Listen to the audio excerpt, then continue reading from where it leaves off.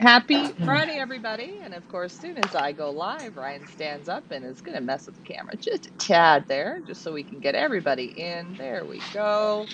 It is Leah, Ryan, and Loft Manager Richard from the Pioneer Racing Pigeon Club of Ontario, here with our first Friday night live stream. Supposed to be live at 7. We know we're a little bit late. Hey, sometimes things happen. I want to thank everybody for tuning in. This is kind of going to be a new format where we're going to do a question and answer at the end of the week. So you can ask us anything and everything with regards to pigeons or our races or the one loft birds. Post your questions in the comments section below. Take it away, Ryan. Yeah, we're still gonna do our family shows as we call them. Like talking about sicknesses and darkening and training and Well, banding and this is going to be combined. we're So doubling down. Okay. yeah, we're going to double down, and this is going to be a combined open forum question and answer for all things pigeon related. Neil Gonzalez, hello, thank you for tuning in. Go ahead, Ryan. Yeah, and you know, open forum, follow it along, ask the questions with the Pioneer Birds, the band race. Sorry about that, Leah. I had a tickle in my throat. And anything related pigeons, what you said. So far, so good. The Pioneer Birds come in. They're looking good. Again, you always get the ones that kind of go up and down like the yo-yo.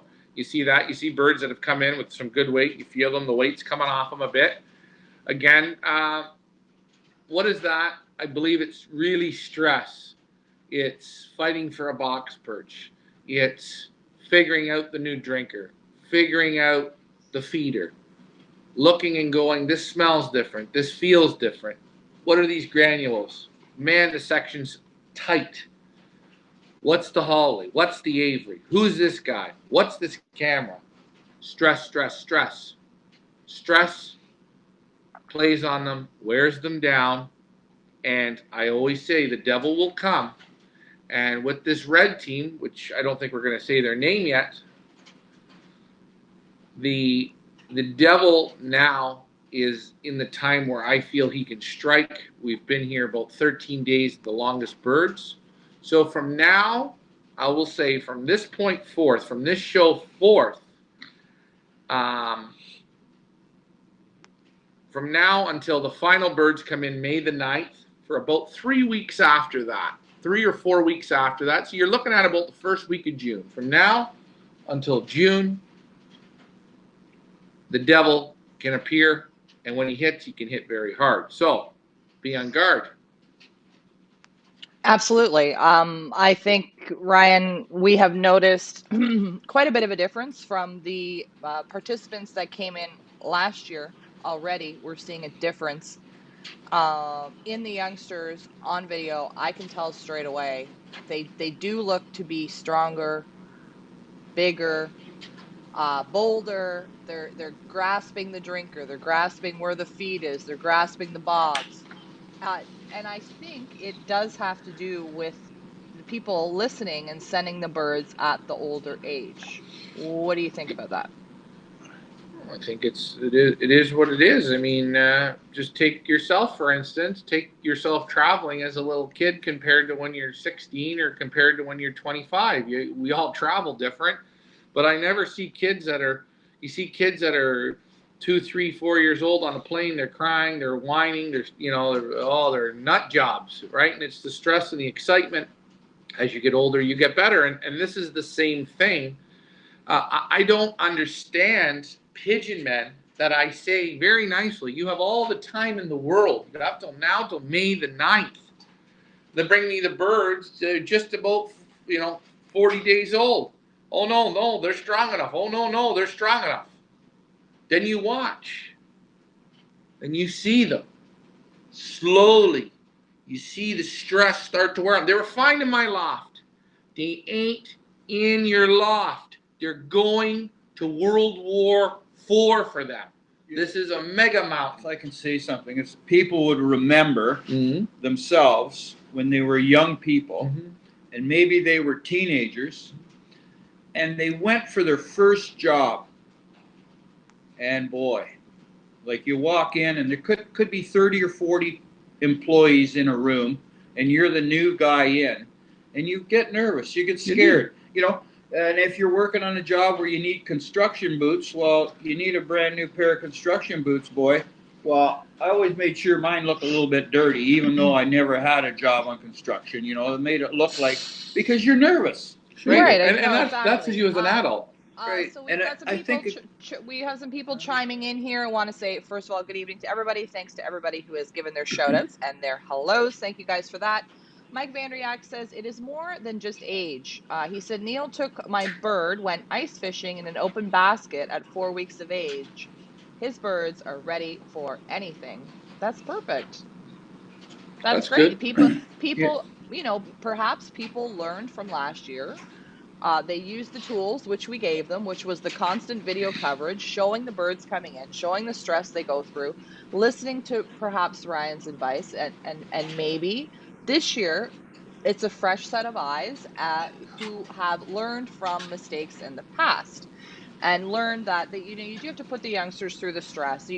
That's a good idea. That's perfect. Get them ready to go to battle because that's what happens when they enter the one loft situation, not just at the Pioneer, any other one loft race. I was saying this to Ryan the other day. If we're only taking 225 birds in, okay? At the moment, we have, I believe, 61 birds in the loft that you guys have watched for the last 2 weeks, twice a day, sometimes 3 times a day. And you've seen what they have gone through. Now, I want you to amplify that by some of the larger one loft races where you're getting hundreds, if not thousands of birds coming at the same time. So you amplify what these little ones have gone through by, 1,000. Well, and this is the whole thing. Prepare them to succeed, and they will. Your odds go way up. I like to see them when they come in. I like to see a chalk white wattle. That means they're old enough. We're right now in the showroom, and I'm looking at a pair of youngsters that were dropped off this afternoon. Yeah, and Henry. They're kissing each other in the box. They want to mate. Yeah. That's a good sign. I like to hear them starting to coo. Yeah. They start cooing. I don't like squeaky, and they should have a nice chalk white wattle. And they don't get that until they're 7, 8 weeks old. And you look on those two birds, their eyes are almost, I can almost do photographs of their eyes. Now, their eyes have changed. Yeah. Some will say, "Oh, they're far too old. They're going to be stupid. They're going to fly away."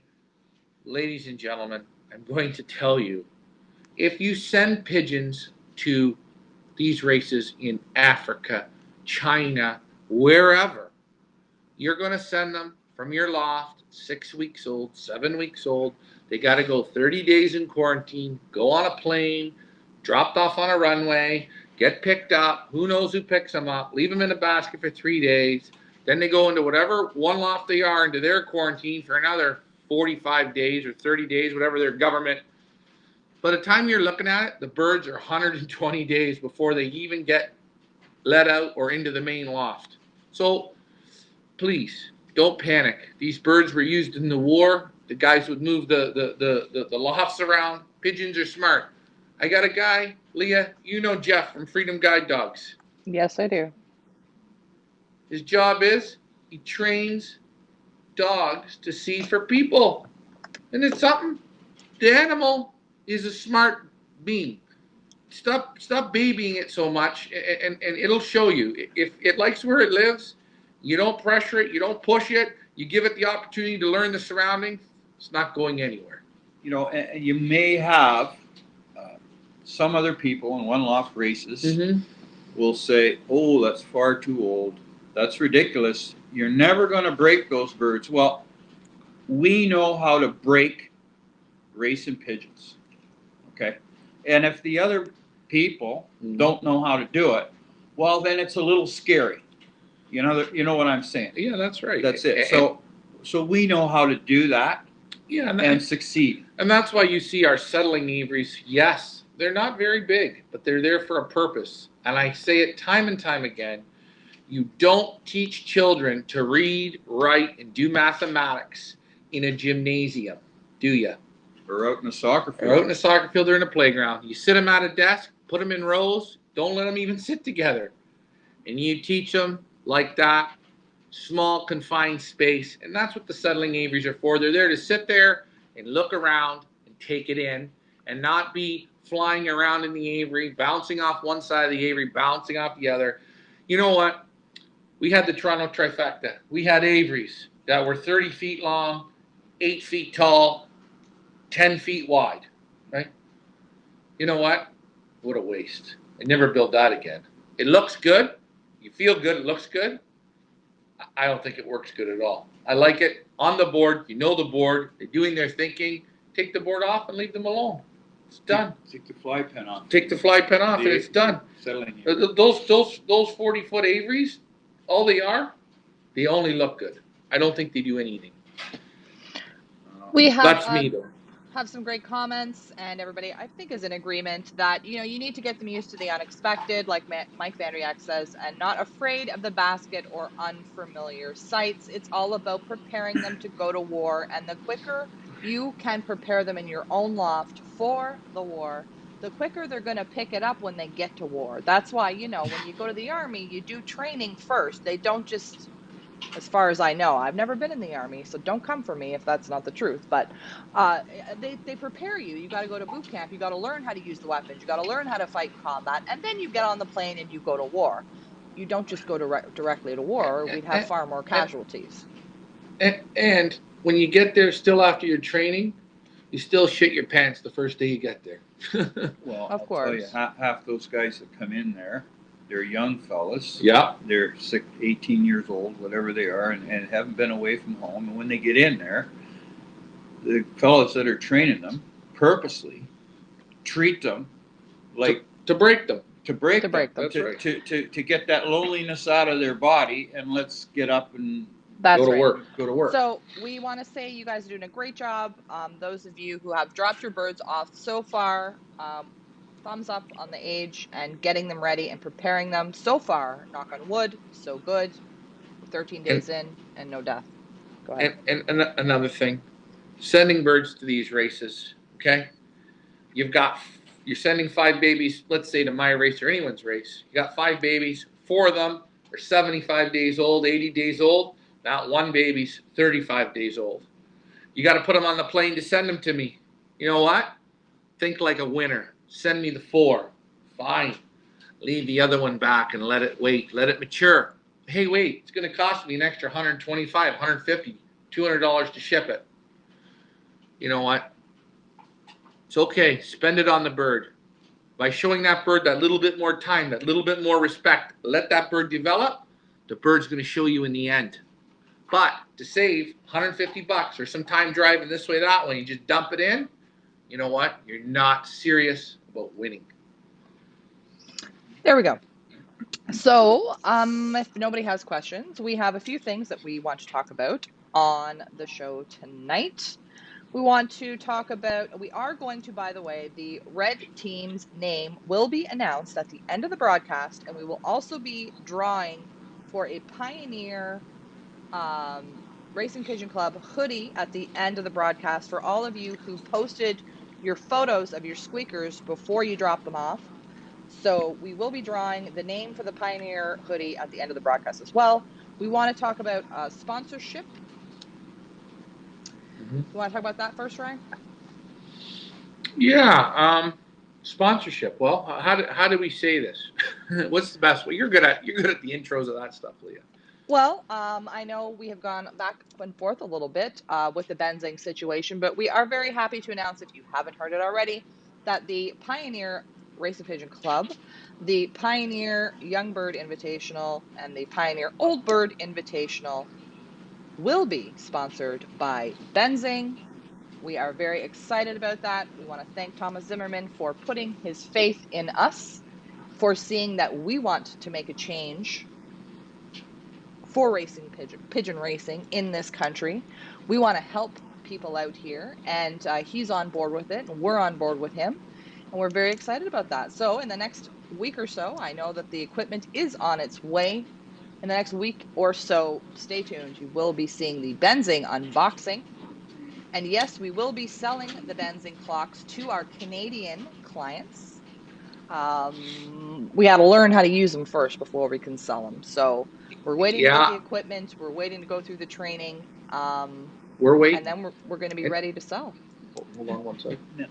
One sec. And also the Mississauga, I want to do a big shout out to the Mississauga Racing Pigeon Club.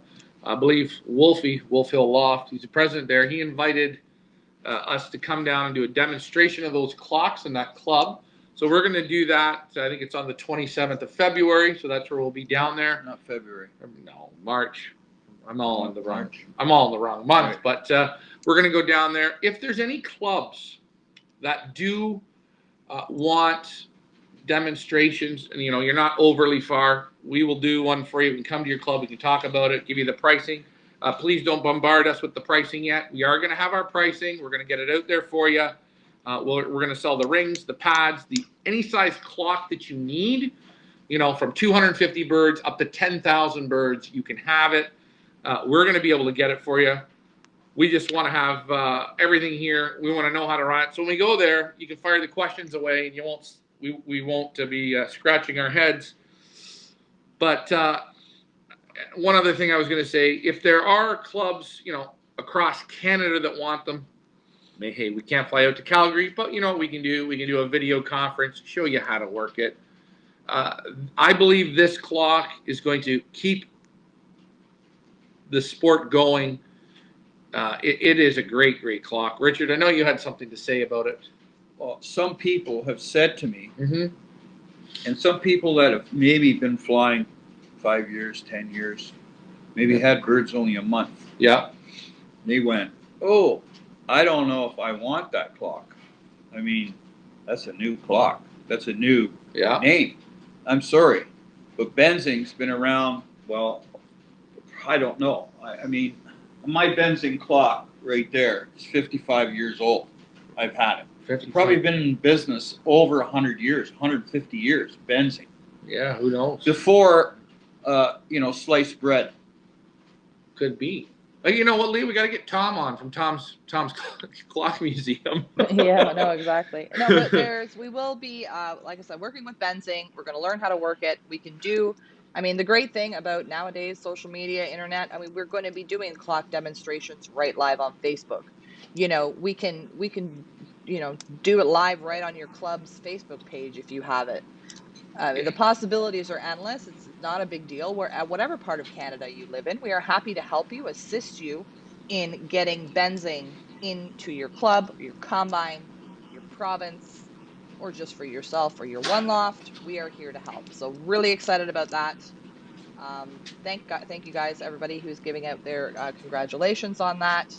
And Dave says all you guys will love them. He's had one for 4 years and he has been totally happy with it. And yeah, it's going to be great. So very excited about that and very excited for them to be sponsoring our club and our races. That is fantastic.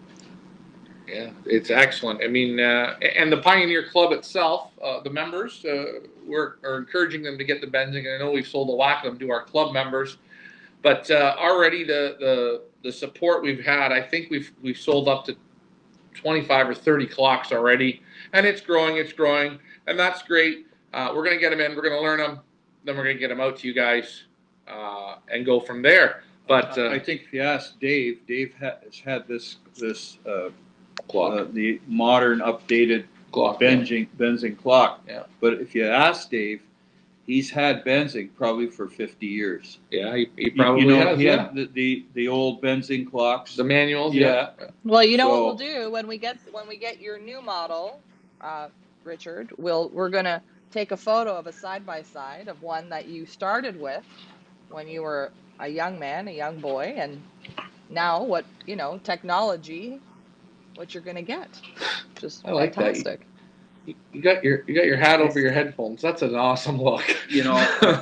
I've had the old age pension now for 3 years. 3 years from the government. But let me give you guys. You can afford a Benzing. She's talks when I was a young man, but when I went to get the application to get my old age pension, I walked into the social services building there, Canada Services, and you know what they said to me? I said I'd like the application for old age pension, and they said to me, Who's it for? Yeah, and then they looked and said, "Who's that good-looking guy that drove you in?" And they're talking about me. Anyways, Leah. So what else we got to say here? Anyways, yes, it absolutely is very exciting. Mike Vanderyak says independent clock maker Frederick Benzing in Villingen, South Germany, has been making decorative clocks since 1863. Sometime around Wow. 1890, his grandson, Frederick Ernst Jacob, started to build clocks for the pigeon sport, and in doing so encouraged pigeon racing to spread all around the world. Well, they are my hero then. And hopefully we will have the same effect with Benzing here in Canada. I would like to make a comment. I'd like to say thank you to Mike for giving that information. For looking that up. Listen, because he's in the wormhole. I said 100, 150 years, and I think you're pretty close. Mike's pretty close. Yeah, you're pretty close. But yes, I'm just going to show my clock for a second. No, just leave Dave Ottaway says he had the wooden Benzing 50 years ago. That was his first clock as well. Dad, I know you want to show it. Go and get the clock so you can show your Benzing. When you get the clock, can you put some heat on in here? I don't know what's going on. Heat now? Yeah, it's bloody. It's going to start snowing here in the studio.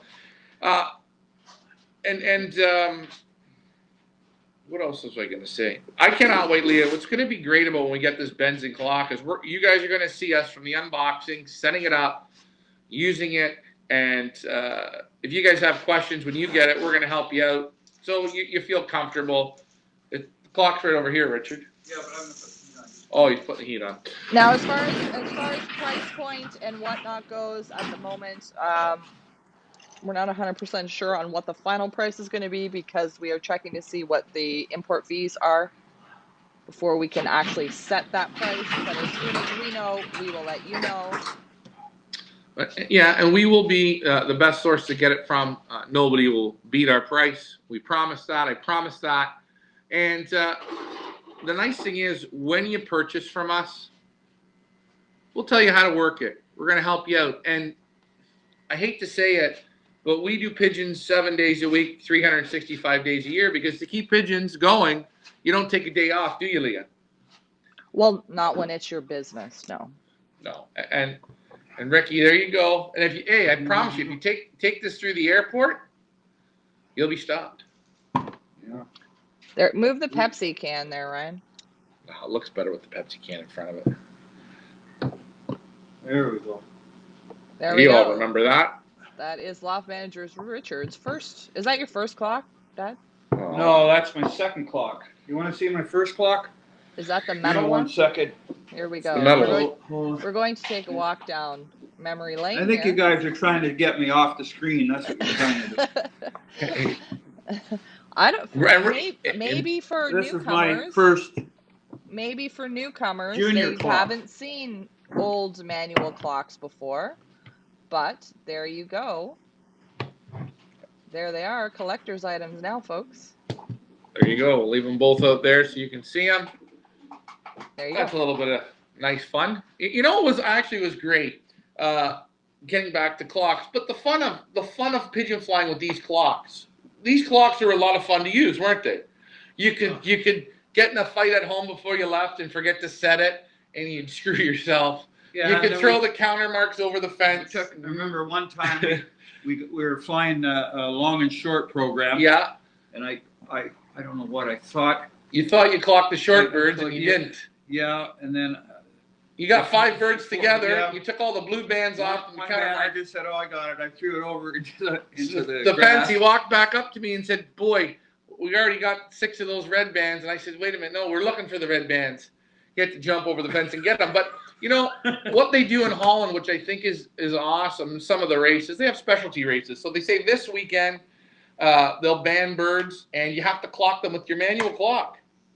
And it's just to go back down the old way. A lot of fun. And in national races in Belgium, like Xavier said, when they fly the nationals, you have 5 minutes to clock your pigeon with your electronic clock. So let's say the bird clocks at 2 o'clock. You have to also clock them with your manual clock within 5 minutes. Right. If you miss the 5-minute mark, they only accept the manual clock's time. Yeah. Really? Yeah. So I mean, you still see today they're still using these. Very important. Amp Arloff, Troy says, I have the exact same antique clock as Richard. Dad, you're like an antique. Look at that. Wow. Yeah. Antique. Oh yeah. That's good. Let me get to the comments here. Tim Taylor says that he still has the old clock, the 12-bird clock, just like you do, Richard. Neil is asking, how many models will you be selling? At the what do we sell at the moment, Ryan? We're The gonna club. sell. We're gonna of it. sell. We're gonna sell them all. We're seeing how long this first clock takes to get here, and then we know from when we order them, because we're gonna have a few on the floor. But if we got a whole club that orders, we have to order them and get them to you guys. But we'll sell everyone. Well, and the nice thing is, sorry to interrupt, Ryan, is you guys are going to be able to see how the benzing works, not only in the one loft setting, right, but also as a club, because the Pioneer Club is going to be using the benzing, right? Yeah. And Richard loft manager Richard is getting his own benzing, which he will be using in his own loft. So you guys are going to be able to see it from all three different perspectives, right? From an owner to a one lofter, race owner to a club. Yeah, that's right. And we're going to make sure the same thing. We're going to ask, hey, how many birds are you clocking? Are you flying under 250? Well, you need Model 1. You're flying over 500 birds, you need Model 2. You're flying maybe 10,000 birds, you're going to need the biggest one. So there's multiple sizes. There's multiple pad sizes as well. You can get pads, they have multiple sizes. So it's sort of up to what you want. And just be patient with us. Yeah, and also another great thing is, I don't know if you guys know, but Richard is not the most computer savvy. He's not the greatest when it comes to like computer stuff, technological kind of stuff. So for any of you that might be worried that benzing is too technologically advanced for me, I don't know how to work a computer, I don't know how to figure it out. Well, you're going to watch Richard learn how to use the benzing. So we will put any doubts that you may have out of your minds, because we basically have three different levels of advanced in technology here, right? I'd probably say I'm kind of the best of the three of us. Sorry. Ryan, you'd be second, and I think Dad would be third. So you're going to see all three of us and how we make out with the benzing. Now, Leah, I don't know if you know what you're talking about, but I Probably can not. answer a cell phone. Okay. Yes, he can. I can and answer he can a cell phone. text, and he can also text. So I didn't say you I were can text you. completely computer illiterate. I just said you're not the greatest. Okay, let's get back to the comments. Brian Mansker, I haven't seen you on, but thank you for tuning in. He says, hi, love how transparent you are. I'm new and flying in my second year. Well, welcome, Brian, to the Pioneer family. Henry's asking, do you still have the little capsules? Ooh, capsules. We never used the capsules. I didn't use the capsules. I always used the rubber bands, right? Yeah, I don't know why guys. I don't know what was the purpose of using the capsule. Well, what happens? The capsule would never ever get stuck in the turntable. Oh. Okay, I think that was the benefit. But I was always out just to win the race. So it's fat. Taking the band off the bird was one thing.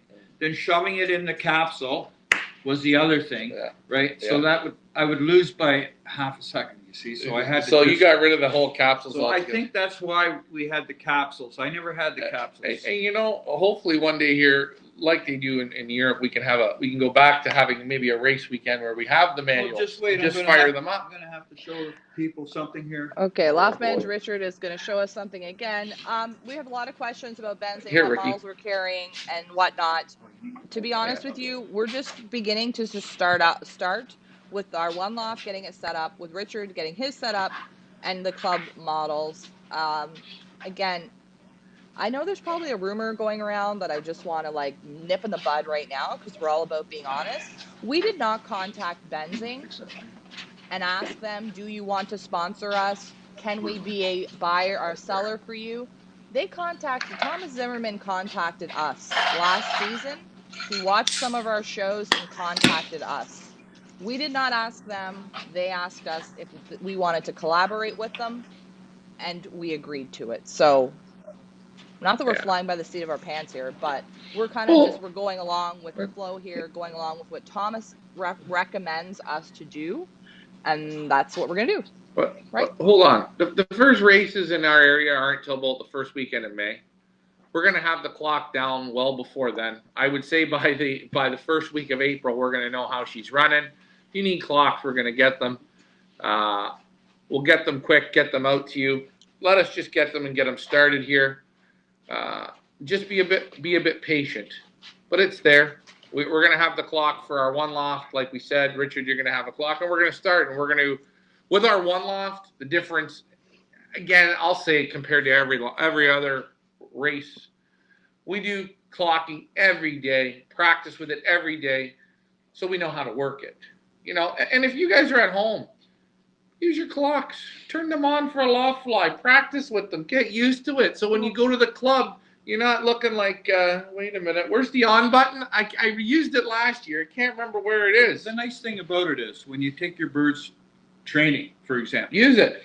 you're up the road 30 kilometers, maybe 50 kilometers, and maybe you ask your wife to watch for the birds with the system you have right now to let you know when they arrived, because you're not going to beat them back maybe, or maybe you have to fuel up your car with gas, so you're going to lose a few minutes.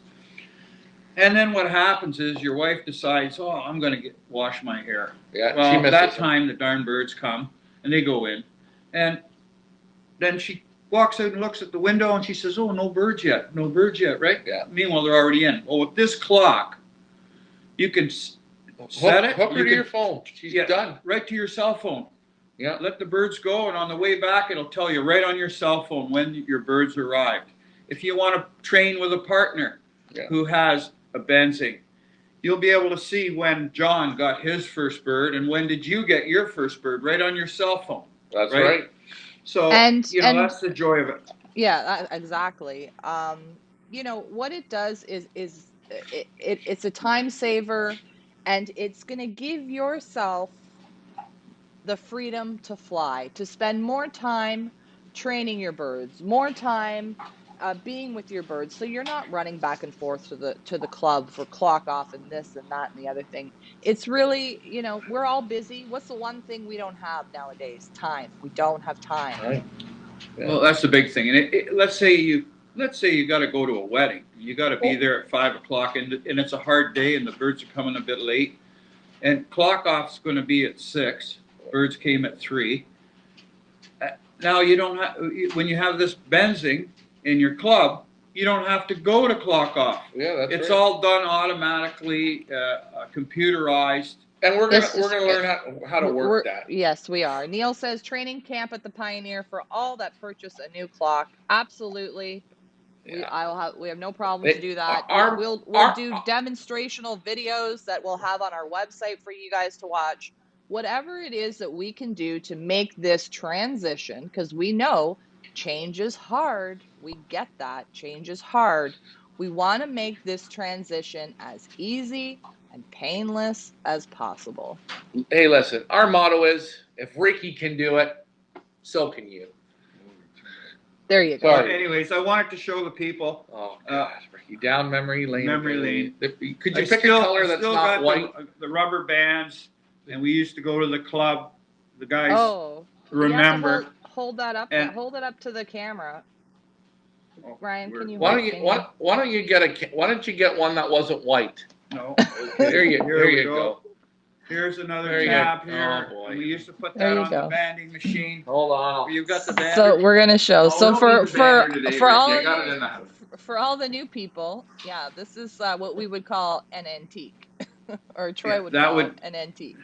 And for the guys that did it years ago, it's bringing back memories. So we used to put them on the bander, and it would go on the bird's leg. Believe it or not, it was a funny thing you said that, but that was my job at the Far North Club. Yeah, they'd let me rip the things off and stick them on. Here you go. I got lots of old rubbers. I saved them. Yeah. There you go. Very emotional. Mike Vandriak says Benzing Live is an extra option available on some models. We are getting the Benzing Live version model, are we not? I'm pretty sure we are.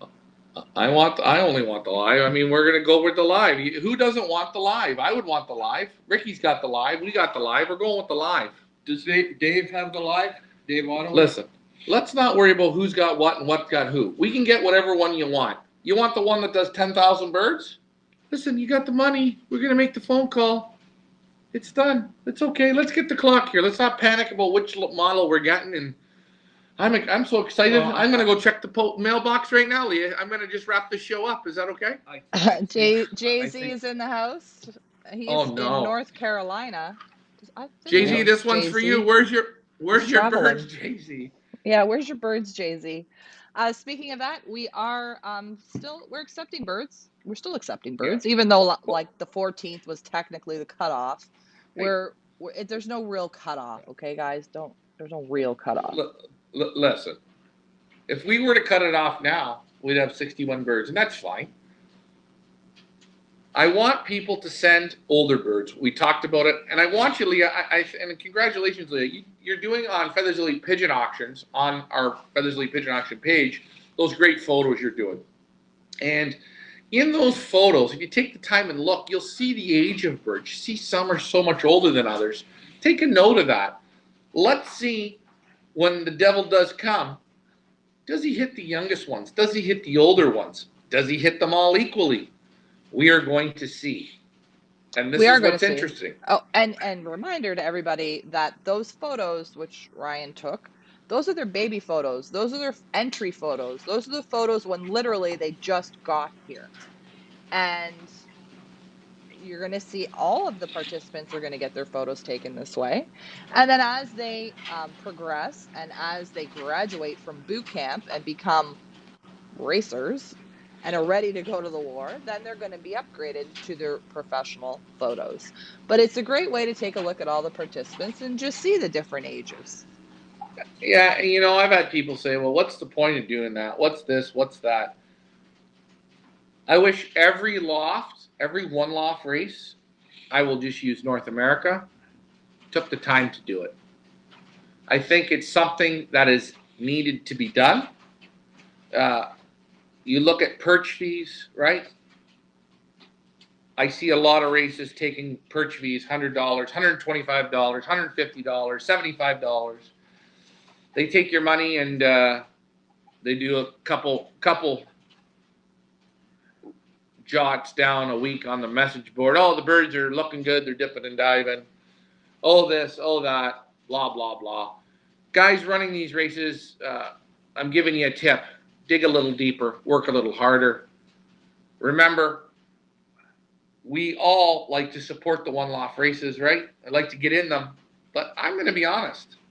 I only want to go in races that are going to give me their best. That's it. If you don't give me your best and you don't show me that little extra, Leah, just like the auction birds, don't let me enter them. I'm not interested. That's right. And that we give you our best. That is our job. That is our business. We want you to see, we want you to learn. For new people, I think it's fantastic. I think for anybody, it's fantastic to watch. It's a great learning tool. If you guys look beyond the entertainment factor and look beyond the fact that you can see your birds and use it as a learning tool, because it is your eyes and ears into one loft racing day in, day out. What I do with my youngsters is my birds, they get good feed, the old birds. Yeah. Dad, can you speak up, please? I don't know, you're whispering. The good feed. Very emotional and today. That.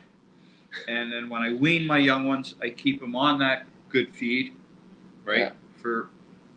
I wean them in here in the basket. Yeah. And then I'll add a little more corn to the feed. And you'll see they'll eat that good feed, and then they'll leave the corn, right? Yeah. So then what I do we is I talked just about all leave this. that. Yeah. So what I'm saying is hardening them up. Well, yeah. If you think they're ready to go, feed them one day straight corn and see how they're acting. Well, it's what we talked about. We did the weaning videos, and I know you're feeding them the small candy mix and the blah da dee dee and the dee dee dee doo, and that's great. They're eating it, right? But at the end of the day, get them to ride the bike. Once you switch that feed on them, you start seeing completely different pigeons. I've seen pigeons come in here, and I know the guys are feeding them. And the babies look at me, they're old, and they turn their nose up and they go, "What is this shit you're feeding?" Yeah. And And I say, well, if you don't eat this now, you're never going to have the gas at 300 miles to do it. and you gotta break them and teach them, and that's where you see older ones, younger ones a little more. The younger ones, they go like this. You watch them go like this with the baby fat. What I'm saying is, Whoa. if you train them before you send them, That's right. on Wednesday we eat corn. Yep. And or whatever. Get them trained to not just eat steak dinner. Yeah. They got to get trained, and they also have to deal with that shock. And we say to people, and this is a really funny way to say it, I'd rather them die in your loft. Well, what does that mean? Take them, wean them, take them to work with you, feed them corn, feed them some bread, feed them good feed, switch the basket, switch the section. Don't feed them in the morning for a whole morning. You feed them in the morning and at night. Skip a morning feeding. Feed them this way, feed them that way, move them around. What we want you to do, what we say is, I'd rather have them die in your loft. Stress them out so they're handling it. So when you bring them, they're hard like little nails. That's it. You got it. Yeah, exactly. What is Troy Boy saying? Troy said he can't tell which blue bar is mine. I needed some war paint. Now, Troy, you should have learned this from last year, my friend, because you were along for the entire ride last year. Yes, it's very difficult to pick out the blue bars in the check. So for you guys Troy, that sent the war paint or the chocolates or the Troy? multicolored, it's much easier Troy, to spot them. Troy had a good year last year. He sent 2 birds, Yeah. and they went right from start right to finish. Yeah, I think last year we had about 50 lofts. I don't know the exact number, 50 lofts or 52 lofts, whatever we had. We had, I think, 8 lofts go from start to finish with all the pigeons. Yeah. And hopefully this year we kind of can get higher than that, but we're going to see. And that's why I've said to people, hey, you missed the first cutoff date.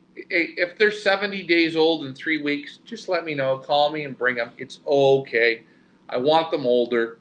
Or if you want to wait till the second date that we're taking them in, May 7th and 9th, bring them then. If they're 100 days old, it's okay. They're going to be fine. Troy, maybe Troy wants us to put a little bit of paint. We could if you'd like us to put a little white paint on one of your blue bars, Troy. Well, I can pull the tail out for Troy, and he'll always see. Yeah.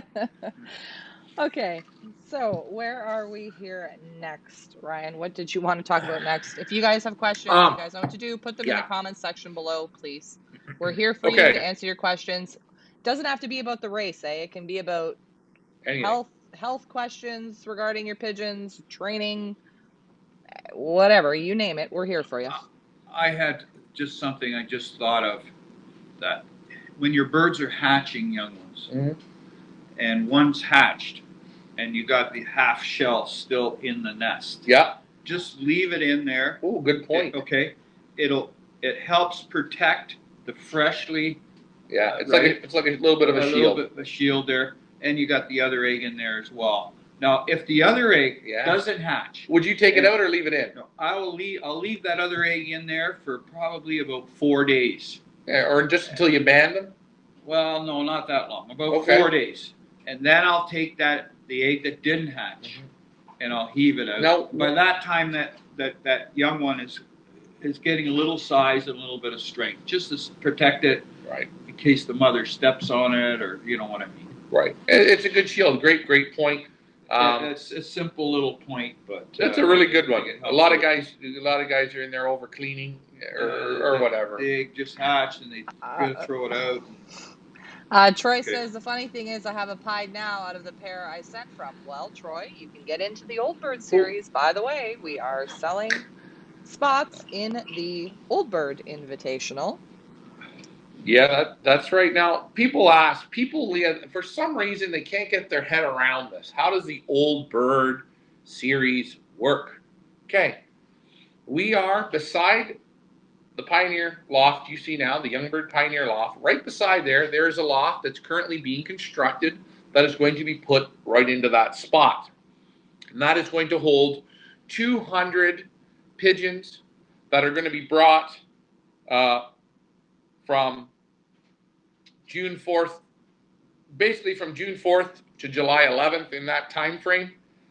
we are going to take roughly 200 young pigeons banded with 2021 bands or birds that flew last year in the Pioneer Series. Those birds can be entered into this race. You're going to bring the birds. We're going to put them into the loft.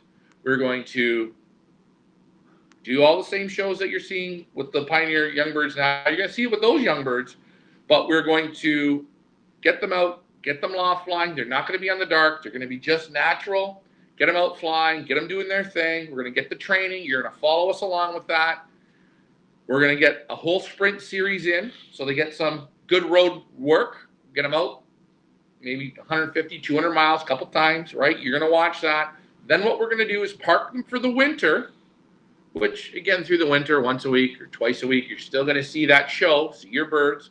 We're going to split the cocks, split the hens, and we are going to start racing them in May of next year, where they race 11 weeks of yearling, or for the older ones now, old bird series of 11 weeks in a row, going again right up from 100 miles right up to 400 miles. That's how that's going to work. And the pigeons that finished this year in the Pioneer, the young birds, they can be also moved over. So, you know, some guys want them back, some guys want to hold them over. That's just how it's going to work. So we're going to be the first, I guess you could say, hybrid one loft race in Canada to have an old bird series. It's never been done before, but I think it's fun. It's different. It's a little longer challenge. It's nice to see older birds compete. And just a lot of fun. We're going to be flying old and young at the same time. That's the plan with the club, correct? Well, next year as for next year, we're going to have an old bird series, and then we're going to get into the young bird series. So it'll be a busy summer. We're going to start one loft racing in May and go right to September. Yeah, so if you guys thought you saw Ryan a lot now, wait till we get the old birds filled up. It's going to be... Don't piss me off, because you know who's nipping at our heels, Leah? You know who it is? Reagan. Reagan wants my job. Yeah. He's been coming for me. Ryan's just going to carry a camera with him around with him all the time now, once old birds starts. So you mentioned darkening. Now, did we also speak about darkening before to the people? I don't know if we spoke. Like some people some of the newer people may think, what are they talking about darkening? I don't know if we ever spoke about that on any of our but before meetings. We talk about the darkening, we just had one question. Sorry, Ryan, about the old bird cost. It's $500 a bird. Yeah. And what's the breakdown of that? You have the sheet in front of you. I don't. So. Okay, so the perch fee is $250, and the prize money is $250. So it's basically a 50-50 cut. And we pay out on all 11 weeks. We will have the pick birds. We're going to have all the fun series. Everything you're going to see in the young bird series this year, it'll be the same for the old bird. Intake show. Exactly everything that you're seeing right now with us is exactly what we're going to do with the old birds. And if you think, well, there's nothing exciting that's going to be happening this year because we're waiting till next year. No, we're doing a sprint series with them, are we not? In the fall, September. Yeah. And that's going to be a little buy-in sprint series, but we're going to make it fun. And same with our young bird series this year. We've got about 4 new features that we're going to add to the series. I believe it's 4 or 5 new features that are going to start, and they're going to start as quick as you're going to see them start to come at about the first week of June. So what you see there, you're going to see that in old birds. And yeah, our perch fee is the most. That's it. It's the most. I'm more expensive than the Hoosier. I'm more expensive than Pattaya. I'm more expensive than South Africa. I don't give a shit. We do the job, that nobody else does. We show you every inch, every brick, and every mile. You can rip it apart, you can tear it down, you can break it apart, you can do whatever you want. But we show you everything. And this race is not for everyone. We get back to it. The man that won the whole thing last year, congratulations. This wasn't his cup of tea. He didn't come back. No hard feelings. It's okay. I'm not here for everyone. I don't want 10,000 pigeons. I don't want 5,000 pigeons. All I ever see there is pyramids. I see the guy running the race getting rich. You know what I see? Birds dying, birds not being trained, no show, no main event. No. No. There's enough of those. I call those cow tracks. You want to go to the cow tracks, let me know. I'll set you up with the best ones. No problem. I'm here. Go ahead. Sorry. We're here for the pigeons. Ryan's here for the pigeons. Richard's here for the Yep. pigeons. We are here Yep. for the pigeons. And to do what's in the pigeons' best interest, we speak for the pigeons. We are their voice. And we allow you in so you can see and you can watch and you can listen to them and you can hear them. Joseph asks, are we doing pick birds this year? Absolutely. We are doing pick birds. 100% we are going to do pick birds. Yeah, I mean, the sprint series. There's a bunch of things we're doing. We got the sprint series coming, which was great last year. That was super fun. The pick bird, super fun. We've got the fantasy league, which you guys don't even know about, but that's super fun. We got the time trial, which is, you guys never even heard of this one, but that's super fun. And maybe I will say it. We've got the Claimers Cup. So there's the 5. You're gonna love them all. I promise you, you will have a fun time. And you know what? We want to sort of make this as interactive. We want, a great feeling. Leah, you know Tracy, right? Yes. Okay. Tracy works in an office. She does the football pools. She found our page through a friend that had pigeons. Found our page. Now she's hooked. She's sending birds that she doesn't have, that she got someone to breed for. But she's pumped about the pick bird. She's pumped about the different things we're doing. People, it's okay. Tell your neighbors. Get your friends at work. Get your family members involved. That's what we want to do. We want to open this up. These birds, they have a mega job. It's not making you money. It's promoting the sport of pigeon flying and growing it and getting you hooked in. And not only get other people involved, but get yourself involved. Yeah. You know what? You're going to get out of this race as much as you put into it. And I don't mean as much as you put into it financially. I'm talking about as much time as you take to participate in these little fun things that we do. In the team challenges, we have a lot of fun doing, which, by the way, we are going to reveal the name of the red team here shortly. But get involved. You're gonna get out of it what you put into it. Yeah. I mean, we've got we have on the red team. What do we have? We have how many birds we have? We have 61 birds entered in the loft. Leah, how many people went into the wheel here that you put in? How many participants? There was probably about 15 people that posted photos. 15 people posted photos. Poor. Wake up. Dig deeper. Work harder. Post your photos. Nobody else asks. You guys want to do something fun? You want to have some fun? Show me that you care. I have guys ask me, well, what's the teams or what's this? Follow the bouncing ball. I'm not writing on a message board. I'm not going to do it. The pigeons will speak to you. You have to watch them. Follow what we're doing and you're going to have fun. It's going to be like a race you've never been in before. I promise you that. So That's right. Please, yeah. You know what, Leah? For our last intake, we are going to do that again. Yes, for sure. Yeah, and you know what? We better get more than 15 people. There you go. Joseph's telling me that he is west of North Carolina now. He must be driving, or he's on his bicycle. I'm not sure how quickly he can pedal, but keep both hands on the wheel or on the handlebars, Joseph. Okay, with that being said, should we announce the name of the winning team name? How about we do that? You want to do that? All right. Now, what were the names? Let's see. We won't say nothing because LMR has no clue, right? Oh, So no, he doesn't Richard, know. we're going to give you the 4 names. You listen to all 4 names, Right. and you tell me which name is the winner. Good. Well, you're going to pick. Okay, so Let's see if you hit it on the head. this was for the the naming of the red team.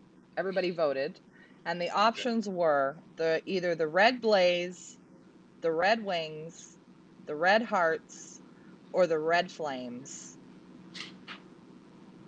So you got. Well, I get to pick one. You get the Blaze, the Hearts, the Flames, or the Wings. What do you think was the winner? I think the Flames. Ricky thinks the Flames. Ricky thinks the Flames. Shall we announce Would it it be now? right? We will. Let me get this up here so everybody knows the name. Hold on, I gotta switch screens. So you would have picked the Flames. That was your favorite name? What was your favorite name of them? The Flames, I think. Ricky's favorite First name was time. the Flames. Ricky and the Flames. And this year, the red team, also known as Section 1, will be known as the Red Wings. Red Wings. Congratulations.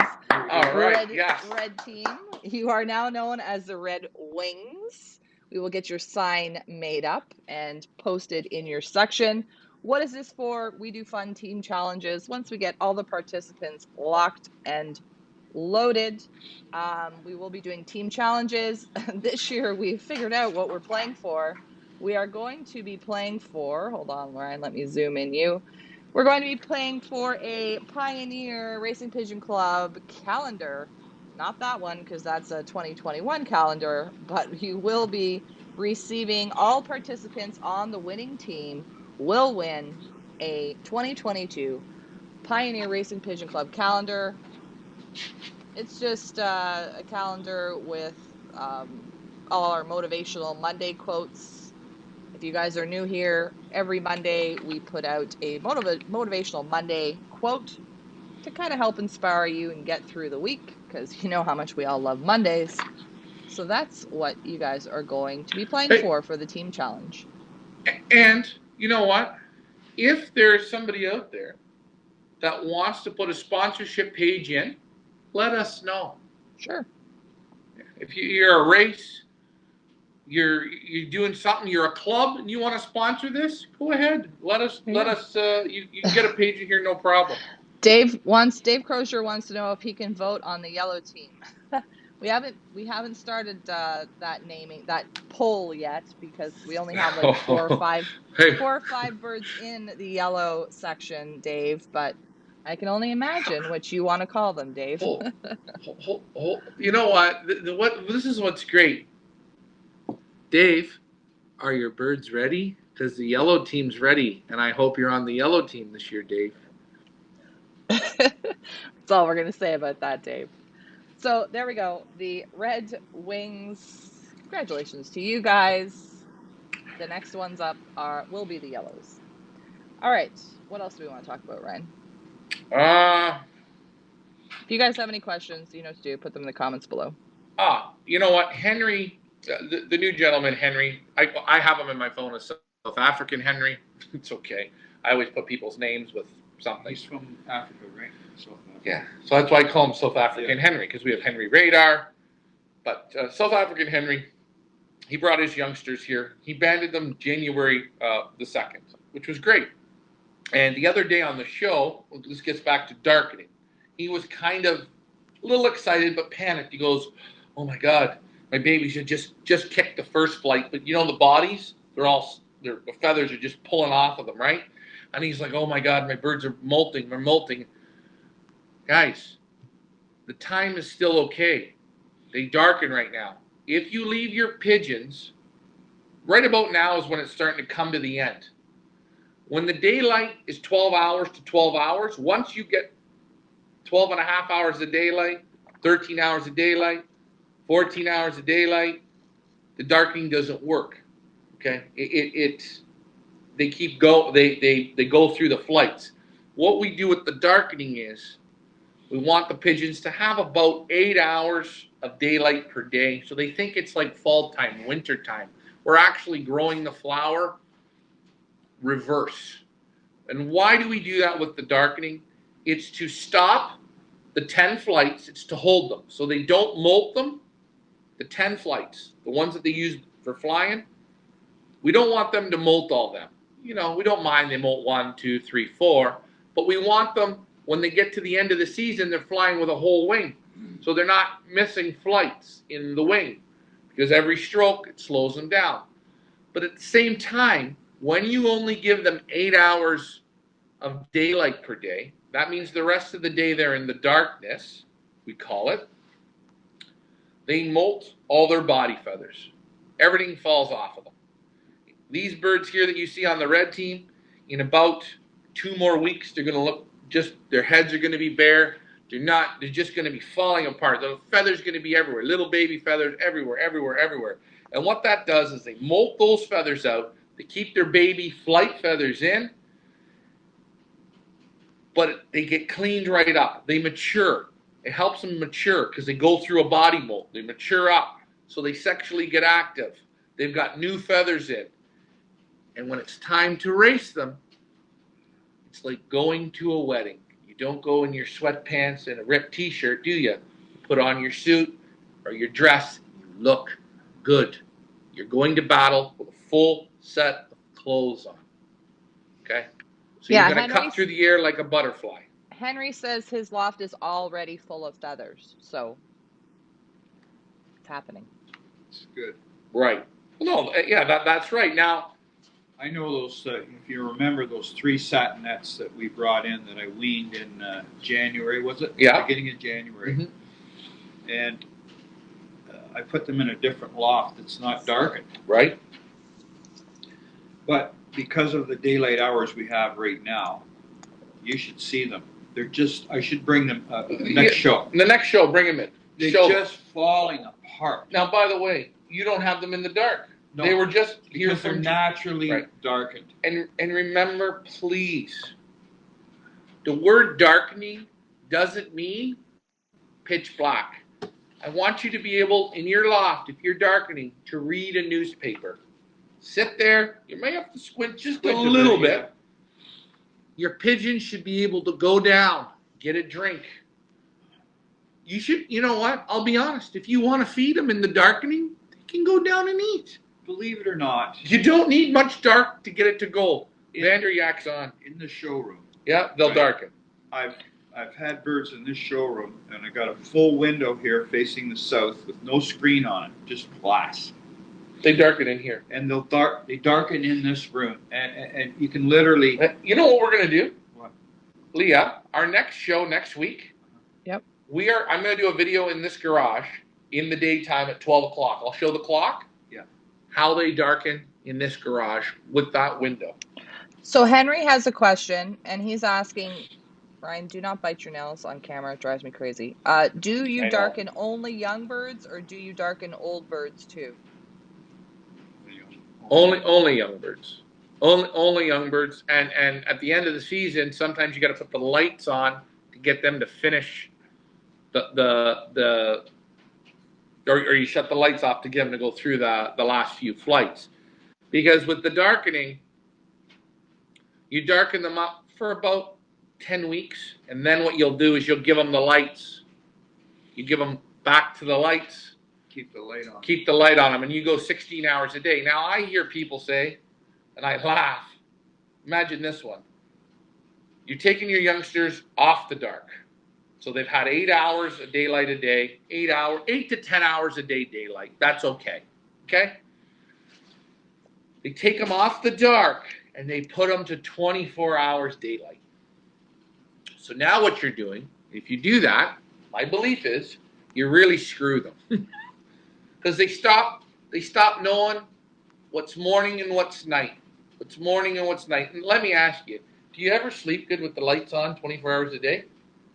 No. Isn't that a form of torture? Like I'm pretty sure torture. In some kind of like I don't know somewhere that's a method of they use for torture. Like they leave the lights on all the time so captives can't sleep, and then it screws up their mind. So I would definitely not suggest that one. And you don't think about it. If you leave the lights on 24 hours a day because you're too lazy to turn them off and turn them on or get them on a schedule, what you do is you have birds sleeping in the day, you got birds sleeping in the night, and you got some idiot that's up when the other ones are sleeping, he's going from box to box or terrorizing or doing this and doing that. Pigeons got to be on somewhat of a system.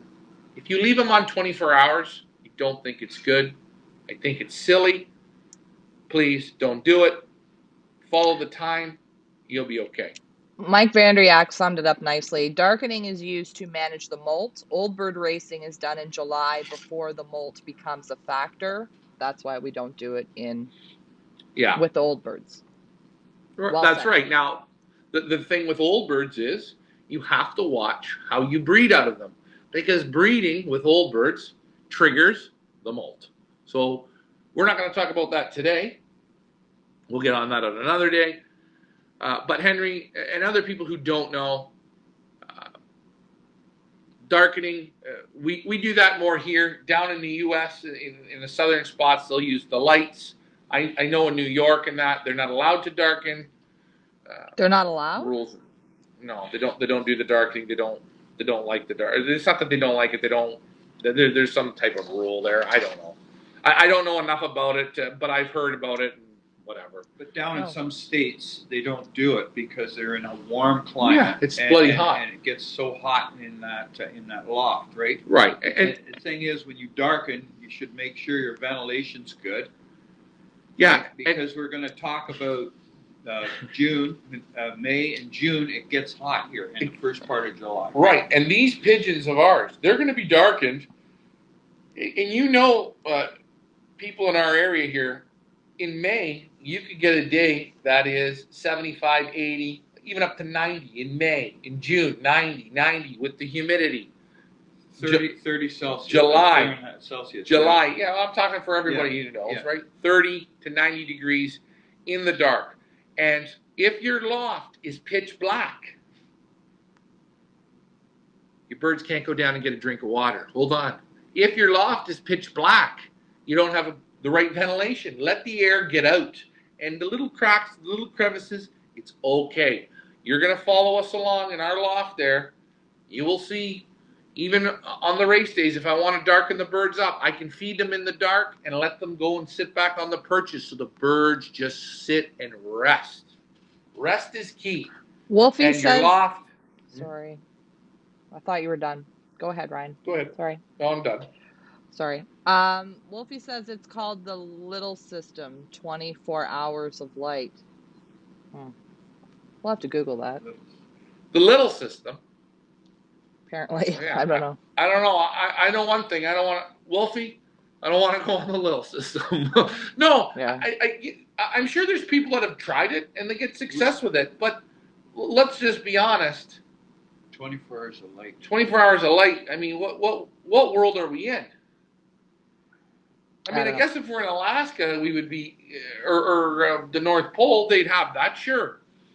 I don't know. I'm not playing with that. But I don't think people who live. I don't know if we're talking. Okay, we're not talking about people. I know we're talking about pigeons, but yeah, I don't know. Anyway.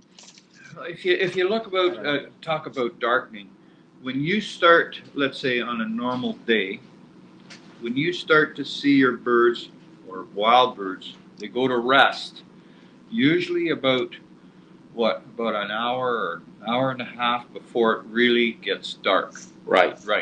The robins start their little singing, and your birds will start going on their perch. It's not dark, but they go to roost. So once they go to their roost, technically, the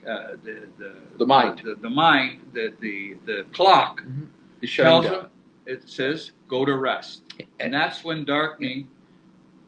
When really darkening starts in a day. Well, and in the summertime, if it's 8 o'clock at night, and we got daylight till 9:30 or 9:20, you'll see your birds will start roosting about 8 o'clock. It's funny you said this. I had a talk the other day with Frank Eichhorn.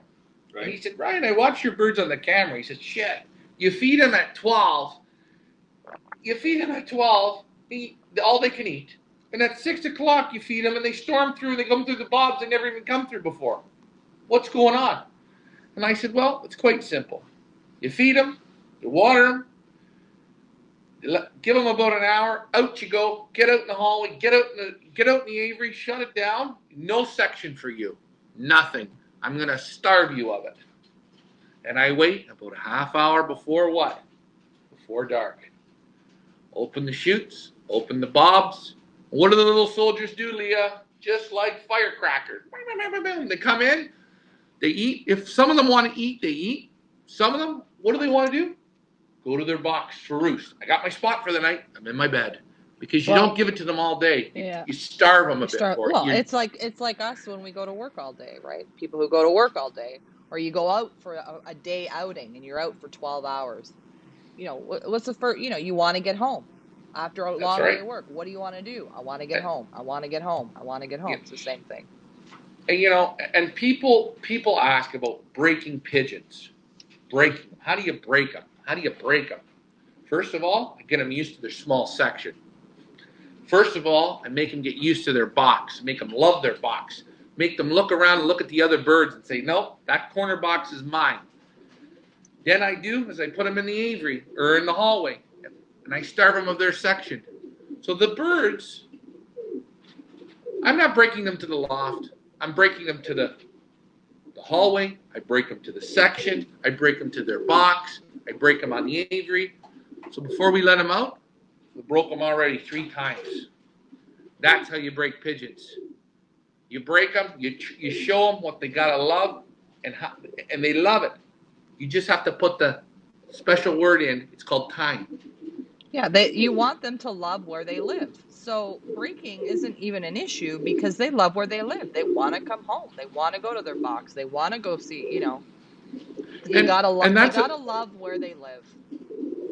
And that's she's turned on. And that's another reason. I have people, Leah, saying to me, well, why does the one section have 56 pigeons in it? The other section's got 4. The other 2 sections have nothing. I'm currently breaking the 56. They each earn their spot in their box. If I give them the whole loft, Leah, or people, every day they switch, eh? Oh, I'm going to go here today. I'm going to go there. I'm going to go here. There's no, that's where I live. And that's what I want. They will not get to mingle with the rest until all of them are going out. Because once all of them are out, then we're into a different game now. But right now, they're all on teams. They're all in sections.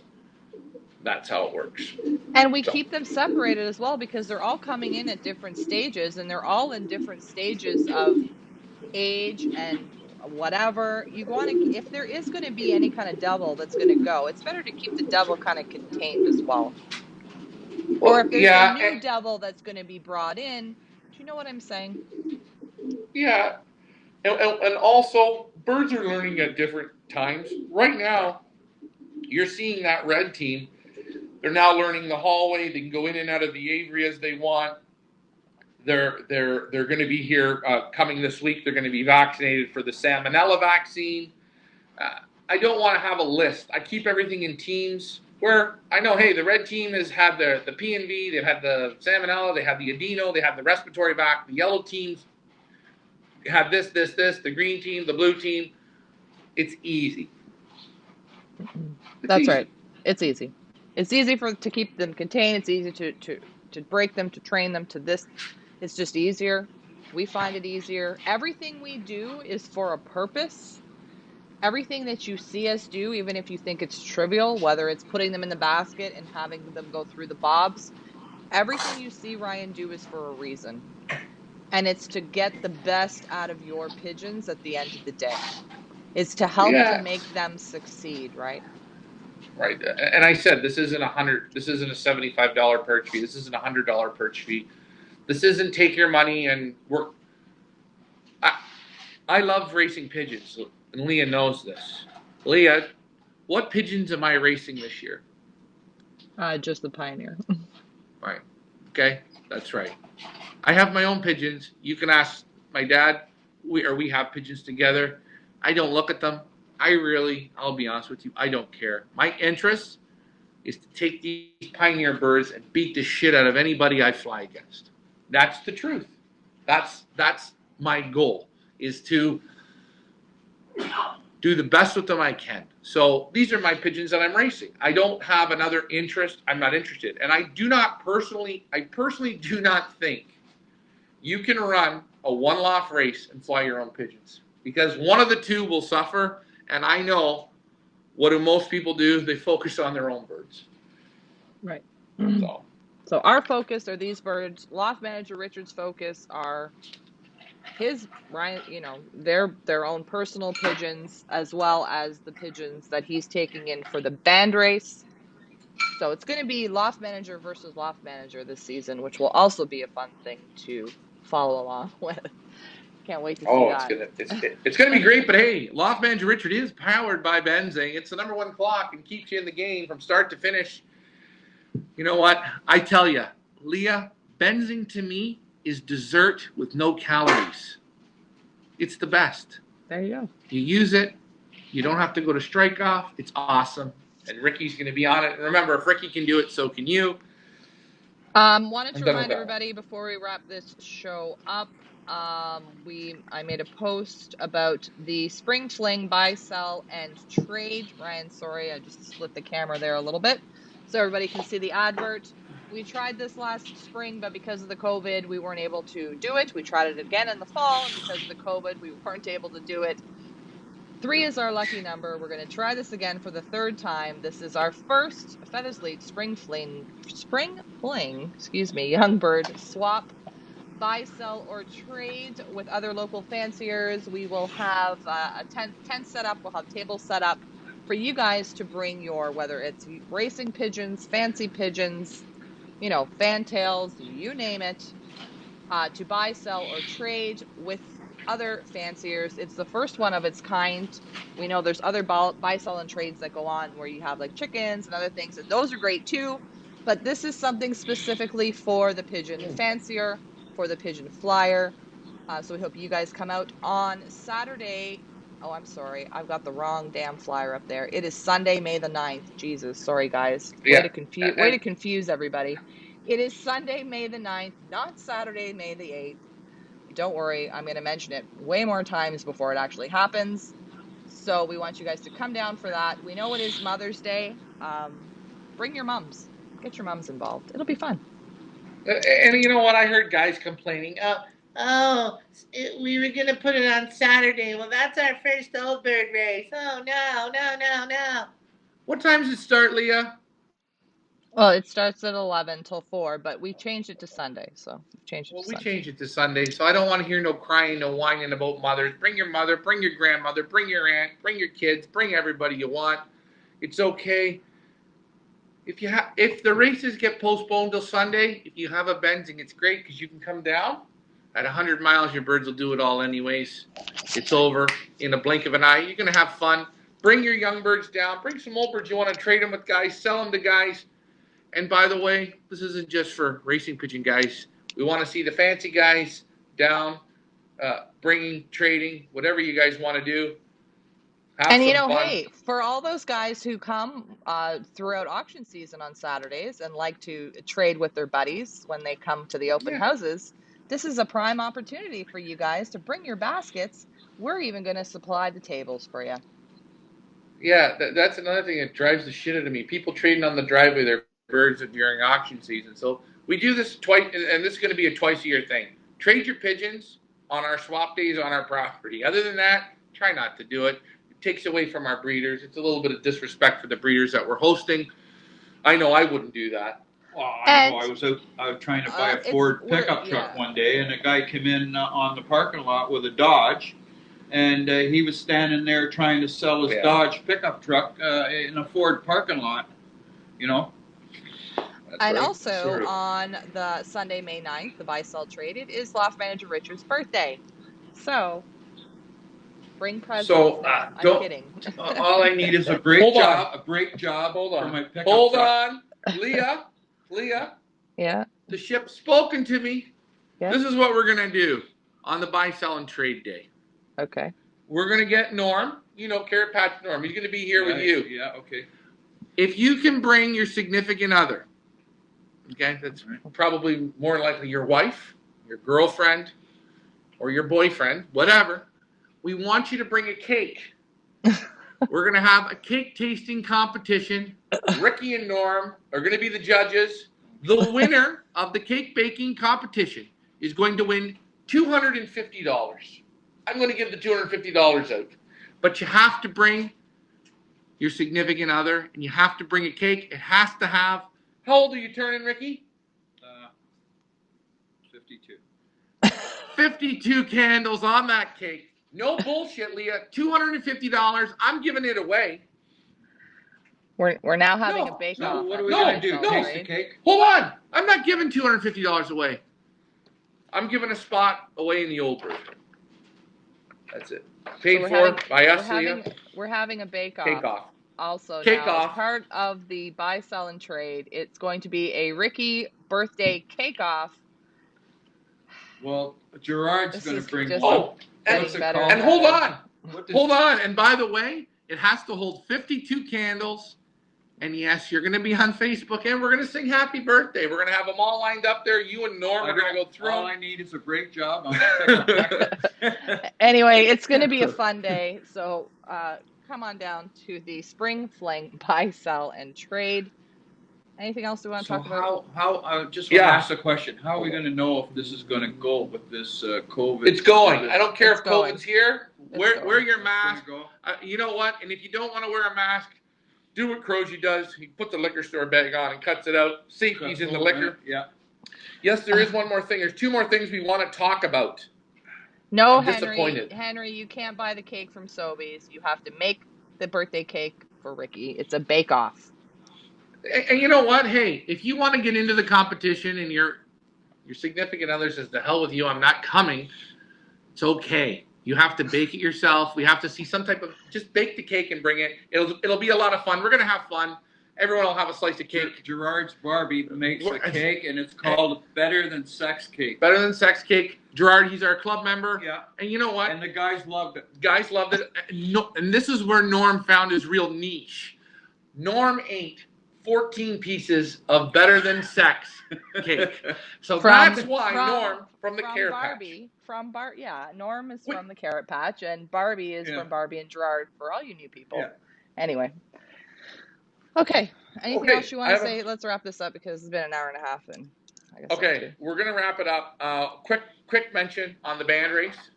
Oh, yes. Yes, go ahead. We forgot about the hat. Want me to throw up the split screen? I'll throw up the split screen. Hold on. Go ahead. Let's throw up the split screen so, Ryan, you can talk about it and everybody knows what you're talking about. And go ahead, All right. Ryan. There we go. We started with 2,200 bands for sale. Okay? We've sold, I'm pretty damn close to my numbers. I talked to Bill and Dorvell. We're just over 1,500. Pretty good. Wow. That's I great. think there's more here. There's more in the tank, though. You can ban them up until the first week of May, second week of May, even the third week of May. You can get the bans on them. You will be able to participate. Please, people, think about what we're doing.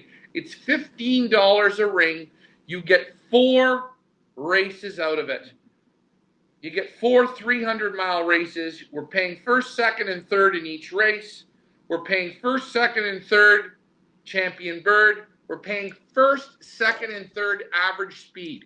To win average speed, remember, you have to have your pigeons go 4 weeks.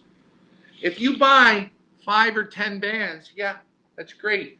Do you have the pigeons that can go 4 weeks, 4 times to 300 miles, back to back to back to back?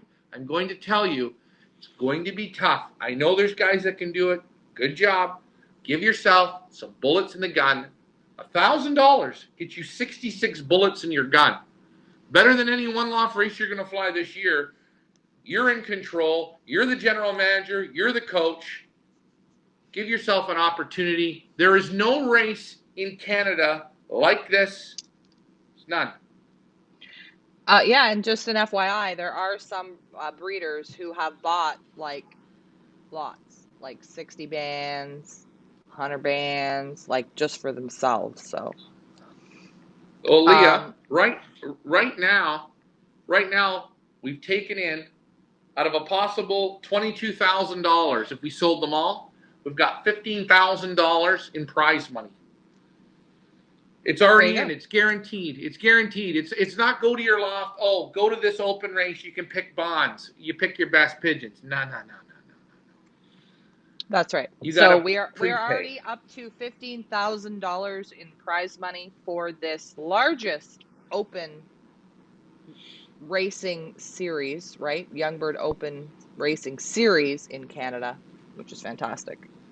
Henry says you should carry over the leftover gold bands to next year's old birds. Oh, uh, yeah. I don't know how that's going to work. We've got some things. We've already switched some gears already for next year. The wheels are in motion for that, which we're not going to talk about. You know what? Well, I'd like to say something. You're a loft. You're a manager of your own loft. You're the coach of your own team. Mm-hmm. That's your team. You don't see a hockey team go to play in a season with 5 players. 5 players. It takes 22. Yeah, it takes 22, and the coach he learns how to regulate his players, when to put them on, when to push them, when to hold back. Or a football team, the same thing, or even a soccer team. You cannot coach a team with only 5 players. Really, you can't do it right. Without players, you can't do it. And I joke and I say, hey, I'm going to give $1,000 extra out of my own pocket for anyone that can win the average speed with under 10 pigeons. Because I'm going to tell you, you can win this with under 10 pigeons. You're a master flyer. You're a master breeder. And those pigeons, you just tell me how much you want for them, and I'll buy them all day long, no problem. Just as fast as you can get them to come, I'll buy them off you. You name the price. Because you know what? Under 10 pigeons, it's going to be very tough. It's almost, I'm going to say it, impossible. There you go. So think about what you're doing. Yeah, you got time. Think There's about time. what you're buying. You have time. The bands are still for sale. They're going to be for sale for another couple months. So, but don't miss out. It's going to be a great 4 race. races, 4 shots. You go to any open race. It's one and done. And you'll go out there and you'll spend $1,000 to put 10 pigeons in if you pool them and you do the whole business. Mm-hmm. And then the wind's not in your favor. The wind's the other way. This way you get a chance. 4 races, 4 different spots, liberation spots. 4 different chances with wind. Right. You get 4 benefits. Hold on. And the best part about what you're saying is the big payouts are in the champion bird and the average speed. So there's prizes in each of the 4 races. But the main prizes are on the pigeons that can actually do the 4 weeks of racing. Let's see who's got the best. And the best will get paid. That's right. And we got to say the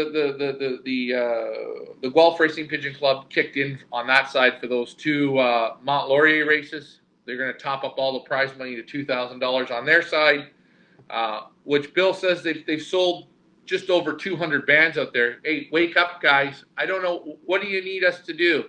I want to sell 2,200 of these to make a great race. Canada, this will be it's already Canada's biggest open series. That's it on that. And also, like we said, the Old Bird One Loft race, we are selling perches, $500 a perch. Make your reservations because it will sell out. And you guys, if you miss out, you're going to ask to be on the waiting list, just like we've got people on the waiting list for the Young Bird series. They do sell out, folks. So. Yeah, and the other difference about the Old Bird race, the Pioneer Old Bird series, we're going to have Europeans participating. There's some of the names: Emile Denny's, Annick Gauthier, Annemie Van Hee, Sonia Vandermellen, Eugene Stable, Colm Van Zoren. The list will go on. So you're going to be able to compete against people that are in our auctions every year. You're going to be able to compete against those birds. They're sending birds to compete. You want to know why? They know we do the job, and they like that, and they want to see the birds get tested. It's a win for us, people in North America, and especially here in Canada and Southern Ontario. You get to fly against some of the best. Troy Spencer says the guys in the GTA seem to be sleeping by not getting bans for $15. Well, Troy, you know what? You know what the saying is, you can lead the horse to water. You can't always make them drink. Well, People have to make up their own minds. Unfortunately, there's some peer pressure going around, which we all know about, which we're not going to talk about right now, but we all know it's happening. So let's not say that it's not happening. And you know they what? want. There comes a time that when you want to do something, you're going to stand up on your own 2 feet and you're going to say that I want to do it. And I don't care what anybody says, I'm going to do it because this is what's best for me and what's best for my birds. So until they're ready to do that, we will see. Well, you think about it. Since the old Englehart races, I don't know. I think the year we won was in 2007. There were 700 birds, and those weren't or 800 birds. Those were you could pick the birds out of your loft from 2 or 3 combines were in the area. There's 700 birds. This race has already beaten that. If you people would just wake up and support it, I don't care if you don't like us. The birds are going to go up, and the birds got a race. The birds don't know us. It's going to be a fair run. Yeah, the pigeons And don't care what race they're flying in. They don't care if it's a race run by Zonikin or who it's run by. And you know, we're in the pigeon business and we see how much money you guys pay for this sport in your feed and your health products and you're buying your birds and your loft supplies. We see the amount of money you guys spend on this hobby. Isn't it about time your pigeons started making a little bit of money for you?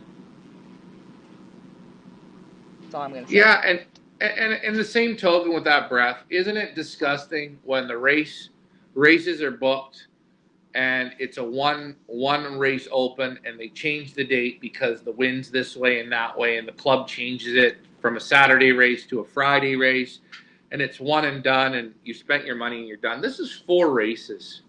Okay? You have a real shot at this, but you got to wake up and you got to look past it, look into it and see what you're getting. You're getting something great. You're going to get the Facebook show. You're going to get the holdover effect. You're going to get the feeding, the walk. You're going to get it all, but you just have to give it an opportunity. And I think you guys are going to enjoy it. And if the people around are saying, well, we're just going to not enter, I'm not going to stop. We're not stopping. We're going to grow it bigger and bigger and bigger. We don't believe in words like can't and no. We do. We push. And this will be a yearly race. It's going to be great. It's already great. We set a record already. So thank you to everyone that supported it. Thank you for the people out in Montreal, Thunder Bay, all over Canada, Calgary, that bought bands and guys that are handling. Oh, go ahead. Go ahead, Ryan. Sorry. Also, Bill Robertson, he is looking to take someone's 5 or 6 pigeons. He will handle them in Aurelia. Excellent. And thank you to all the handlers, people who have offered to handle. Thank you to all the handlers. Good luck to the North Bay boys, Thunder Bay. God, it's not North Bay, it's Thunder Bay. I'm sorry, Cam and Dan. Sorry. To those guys, to Neil, who's making something out of this race. Really, it's fantastic. I mean, you know, as I said in the beginning of the show, people don't like change, and I get that. But I'm going to tell you guys right now, change is coming. It's coming. It's here. It's coming. It's here to stay. That's the cat. Thank you for bringing the wheel, Ryan, because I literally almost forgot about it. All right, we are spinning the wheel for the winner of the Pioneer hoodie, which neither Richard or Ryan has on, but I'm sure you've seen it. The cat wants to get involved in it. This is for the people who posted the photos of their squeakers. All the names have been put in the barrel. Ryan, who is the winner? Frank, we're just wrapping up. You're going to have to watch the rebroadcast. We got in a huge fight. Guys, we were all swearing, and it was, you got to watch the rerun. Henry says if you build it, they will come. All about the rebroadcast.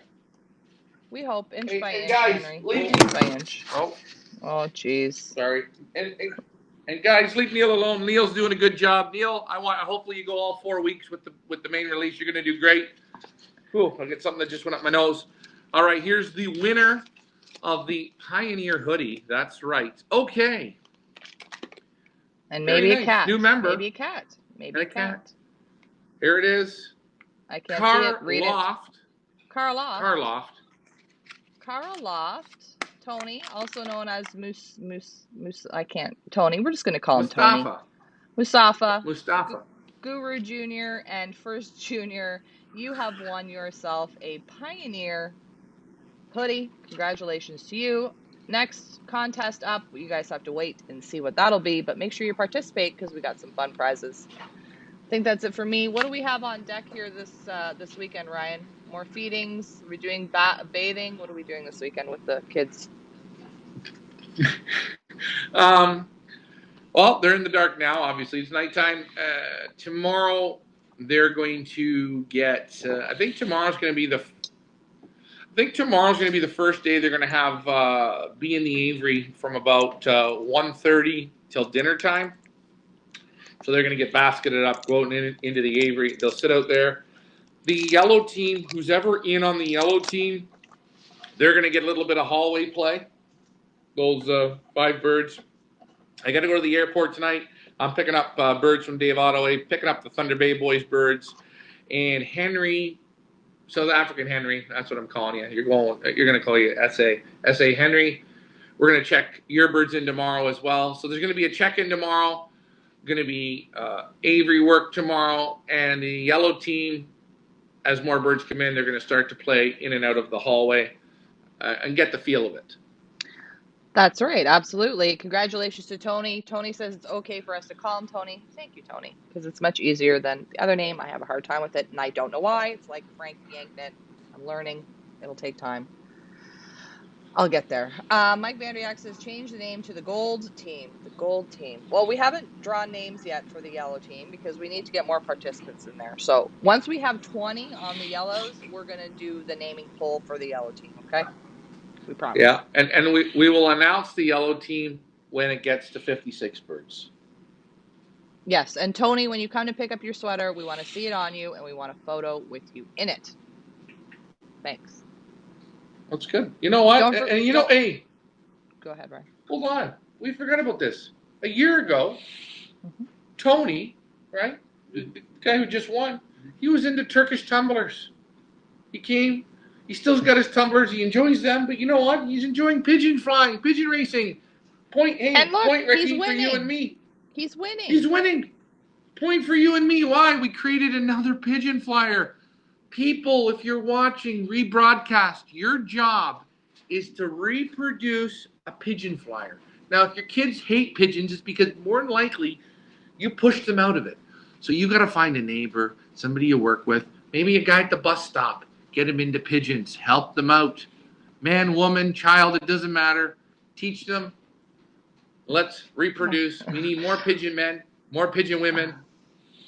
Mandy says that Mike loves his sweater. Great quality and looks awesome. Mandy, we would like to see photos of Mike in his which sweater did he get, Rye? A Pigeon Boss or a Pioneer? I don't know. Jim and Mike, when they came, they both got Pioneer T-shirts. And you know, I will say, this sport, as Richard knows, you can be in a club and you can get into a fight. Me and you get into fights. You can say, oh, you're a bad guy, and you use bad words, and you're at shipping, and you get in a fight with Tony or Jim or Greg or whoever. And I always found the real good pigeon guys, they really learn how to hit the reset button. And I will say, me and Jim McGinnis, we had our ups and downs, and we didn't see eye to eye, and maybe still today we don't even like each other. But you know what? Jim came with his grandson, Mike. They brought their birds, and talking with Jim and getting the feel, he says, you know, this is something great you guys are doing. And you look and you say, that's it. We see eye to eye. You agree. And I said to Jim, and it's sad, Jim, why aren't you flying pigeons? You know what he said? They took the long-distance races away from me. And that's a shame. And we're going to fix that here at the Pioneer. We're going to fix it so we have an old bird long series where the long series doesn't get cut back because of the weather or because of this or because of that. We will sit there and wait, and we will fly those distance races. And I'm going to say, you know what's nice? We were looking in the 1982 yearbook here. Yeah. And you tell the people her Long Lac, which is 500 and something miles right to here. Right. There was 1,100 birds that went to that Long Lac race. That's right. Right. And now they don't have a Now, Long now Lac, they or can't. They never get there. They put it on, or they don't. They put it on, but they never go there. The weather people stop them. Okay. At that time, and it's the Liberators that stop them. And on the next And show, next Friday night show, Richard will bring out all of his old yearbooks and we can go through them. But it's really interesting to see. I noticed the same thing, Ryan. You see the results from 20, 30, whatever years ago, and it's shocking the amount of reduction that has gone on in the last 20 or so years. The club it's shocking. The club I was in at that time. But we don't have. You said to me, Dad, how come you never made the sheet? You never made the book. Yeah. Okay. Well, I mean, that's how competitive we were.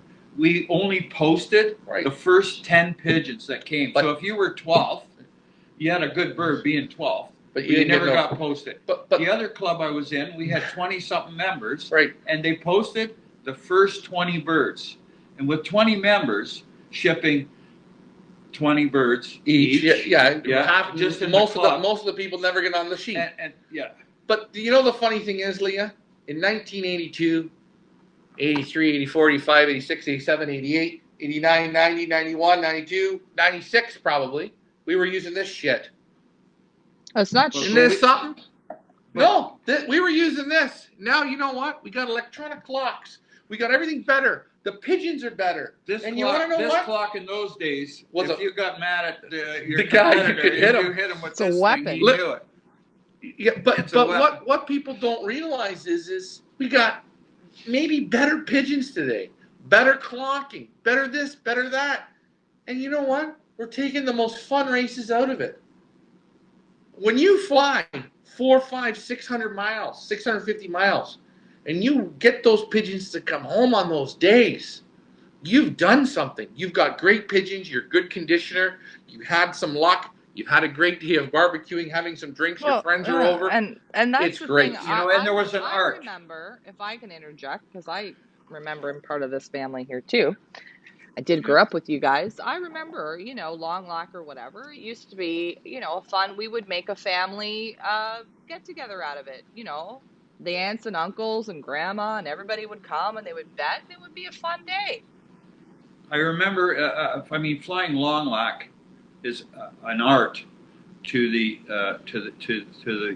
pigeon, the loft manager, because I remember the first 2 years I flew Long Lac. Yep. I got my first birds on Wednesday. They were up on Saturday. I didn't get day birds. I didn't get next day. It was Wednesday. Like, unbelievable. And then you start to learn a little more. You start to focus, and the next thing, but I was getting day birds. You know what? What got us all into this conversation? What got us into the conversation was would make me puke. Right. Was Jim McGinnis was here.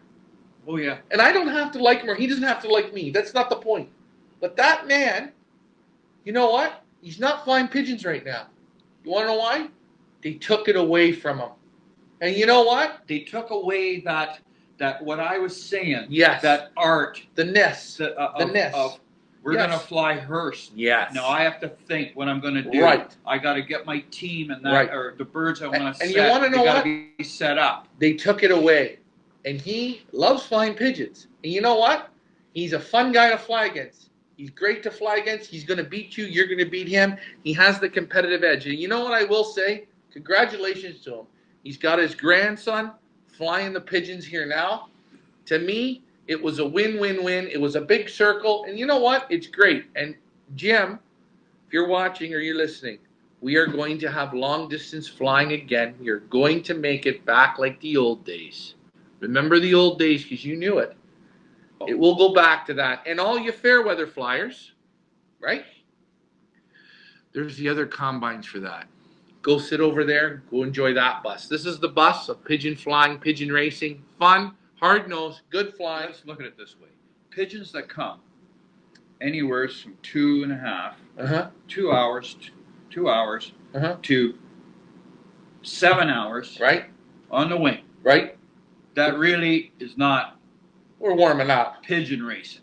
No, Right. that's fun flying. You know what I mean? When Right. a pigeon can do it 10 hours, 11 hours, 12 hours on the wing. 15 hours. We know There it. you go. Hey, and that's I've had birds come in here and it was dark. hold on. And I seen a pigeon's profile on the roof of the loft. It was a clear night, But the darn thing came in here at 9:30 at night. Here's the best thing. Once we unleash our old bird long distance series, you guys that like the short end of stuff, once you get a taste of it and you learn, you're going to love it. It's the most fun. It really is. I promise you, long distance flying blows away any day of the week. Anything under 300 miles, forget it. I would love a long distance series, 8 weeks of it or 7 weeks of it with different pigeons. But we're going to talk about that another day. We got to wrap the nice this up. thing about it is, Yeah, we if might got be here all the, night. if people are going to get these benzene clocks. Wow. You can sit on a long day, Hearst or Fraserville, Long Lac, Nakina, and your bird can come at 8 o'clock at night, and you got your benzene clock. It'll tell you. Bang! It'll automatically. You don't have to go to strike off. It's not like the old days. You get a bird at 8 o'clock at night. We had to go to strike off at 10 o'clock at night, 10:30 at night, or the next day, or the next morning. Next morning, Sunday morning, 10 o'clock. We got to be there for strike off. Well, we know one thing. You know now what? we don't have to do it anymore. You sound like you're working for Benzing. Imagine that. I'm saying. No, it's the truth. I mean, you know. No, you're right. Okay, we're gonna wrap It's a this up. pleasure. We're going to wrap this up. We almost been on 2 hours. Guys, we hope you enjoy this new format, the new weekly format. We're going to try and stick to when racing starts, obviously it's not going to be Fridays, but for now and for a while, it's going to be weekly on Fridays, where we are going to do our weekly wrap-up question and answer segment, where we answer all your questions, whether it's regard to the racing or your health questions, training questions, you name it. We're going to be here for you guys on Fridays at 7 o'clock, God willing, from now on for the next few weeks. I do have a banding video that Ryan shot earlier on in the week that it's about a 5-minute clip. I'm not going to play it now because we've already been on for almost 2 hours, but I will post it on our Facebook page so you guys can see how to band a baby that perhaps is a little bit older than anticipated, when you have a little bit hard time getting that band on with the trick of the t-shirt, the soap, and the feather. So watch our Facebook page for that. I will be posting it up either tonight or tomorrow morning. I'm not sure yet. Anyway, that's it for me. Guys, if you have questions, save them. You can either ask Ryan when he's on live with the birds or save them till Fridays, and we can talk about it on Fridays. This is the People's Race. This is the People's Forum. We're here for you. We're here for each other. We're here to work together and learn together and make this sport great again. That's it for me and Keswick. Ryan, you wrap it up. We're done. It was fun. We haven't been on in a while. I think we got the rust out.